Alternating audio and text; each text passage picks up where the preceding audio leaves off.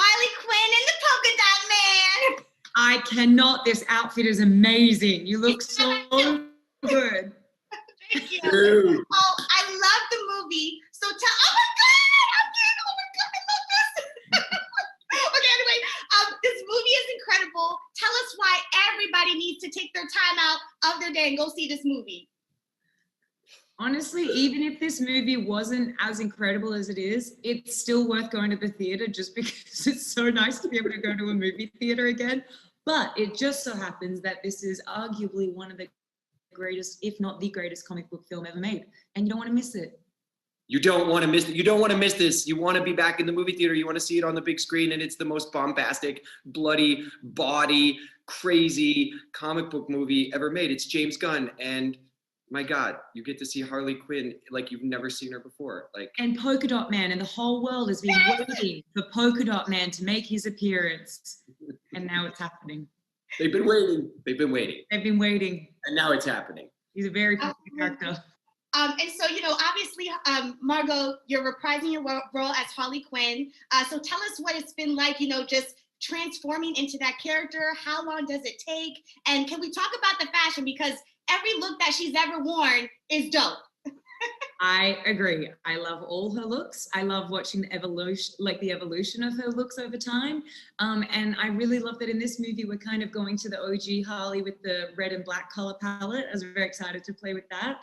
I can see that you appreciate that too. And she's really kind of in work mode. Like, this is her putting on a uniform. This is her idea of, I'm going to work today, which for Harley is, a pretty insane day. But this is what she considers her sensible clothes. It's really funny. And then she gets put in this ball gown, which our costume designer, I think she described it as a part couture, part quinceañera. So she's got this big red dress that, as the movie progresses and as the fighting and all that progresses, it just kind of deteriorates until it's kind of a mini dress by the end with combat boots.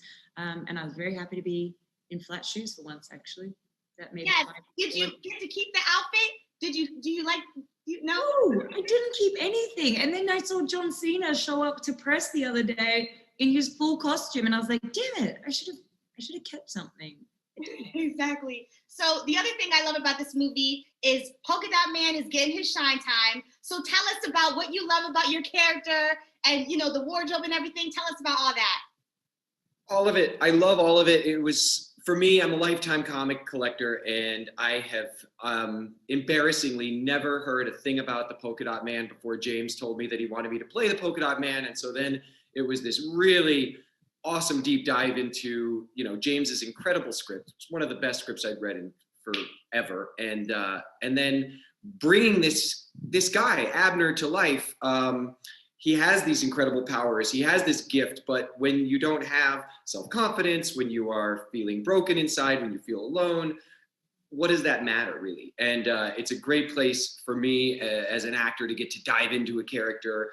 And I do have to just say, and then, being alongside in the jungle, on the battlefield, in these crazy adventures next to Harley Quinn was crazy for me because, as I said, I'm a lifelong comic collector, and the animated series that I've always loved with Harley Quinn's appearances there, and Harley's introduction into the DCU has been one of probably the best things that I've seen created. And so that I get to be in a film with Harley, and that Polka Dot Man and Harley are on the same side, I guess, is pretty cool.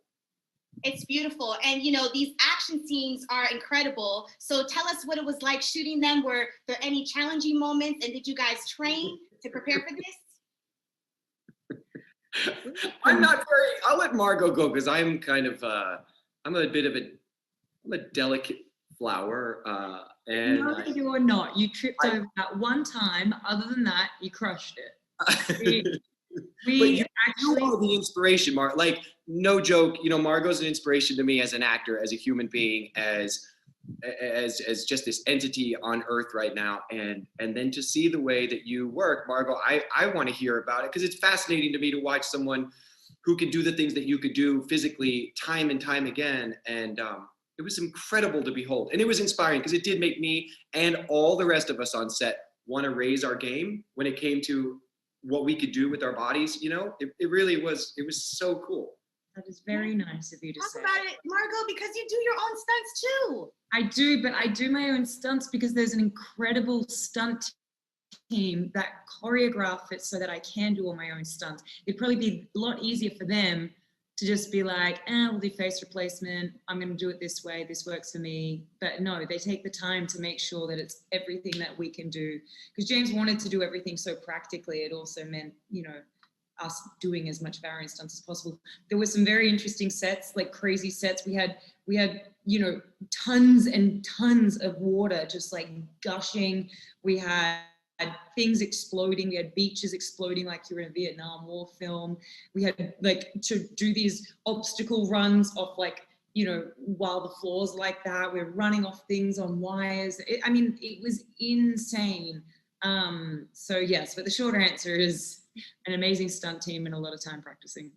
That dunk tank, I just want to say too, like they built this incredible set, which when you see the movie, you're not going to even understand how they did it. Beth Mickelson, who's our production designer, is a genius, and she worked with James to create a set that could completely flood, and then they could drain it and reset it, and we'd shoot it again. And I was there with you, Margot. I don't know if you remember, in that water, which got a little funky as the days wore on. It was a little gnarly, and I would go underwater, and you count to 3, and then you're gonna jump up and do these crazy stunts. And I was like, wow, I can't believe this is my life right now. Yeah, it was mental. That set was mental. It was on like all this, you'd climb up this scaffolding, you're like stories high, like so high. It's just nuts. I think in this day and age, people watch stuff like that and they're like, oh, it's all CGI. It's not. Like, it's all very practical in this movie. And it was crazy. It was crazy. Yes. And Margot, happy belated birthday. I know that you had like a Love Island celebration. You really love that show, right? What do you love about it? I love Love Island so much. I seem to love a lot of British things. I love Harry Potter. I love my husband who is English. I love Love Island, the UK version, of course. It's just great. I just love it. Do you know who else loves it? James Gunn, our director. Loves. They talked about it a weird amount on set. We talk about it a lot, and we both have our drink bottles. Our drink bottles on set. I love it. Well, thank you guys so much. Congratulations. And I can't wait for everybody to see this movie. Thank you. Thank you. Bye.